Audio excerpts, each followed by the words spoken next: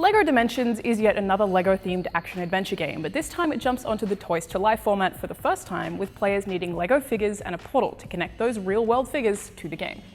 Since the figures basically act as DLC, it means the game includes universes such as DC Comics, The Simpsons, The Wizard of Oz, Back to the Future, Portal, Ghostbusters, and Scooby-Doo. There are actually a total of 14 franchises so far, likely with more to come. So while this really is one of the best, most inventive LEGO games, it's also easily the most expensive, and I'm not totally sure how I feel about that. I'm Alanah, welcome to Button Bash.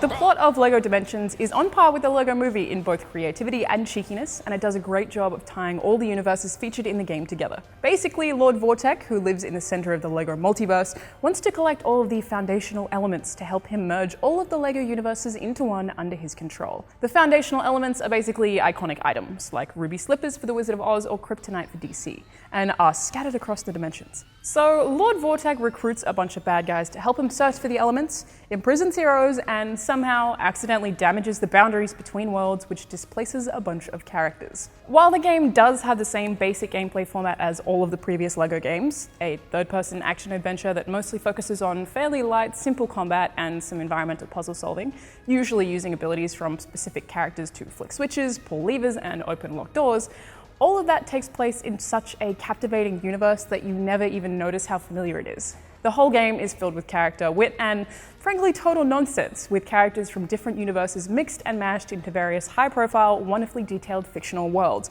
with some references you'll smile about scattered throughout each of them. Though the worlds totally carry themselves in puzzle design for both single-player and co-op play, the quality of the writing is probably the best part. It's fantastic.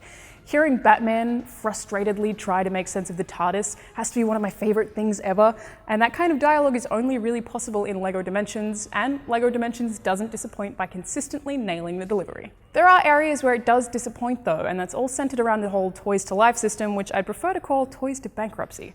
The starter pack comes with a toy pad platform and 3 characters, and it does have strength over other similar games in that it actually does want you to play with the toys.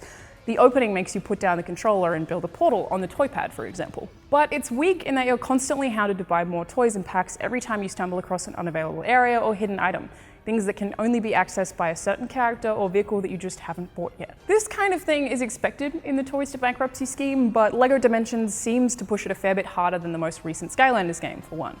It's irritating. Packs are also pretty expensive, and there sure are a lot of them.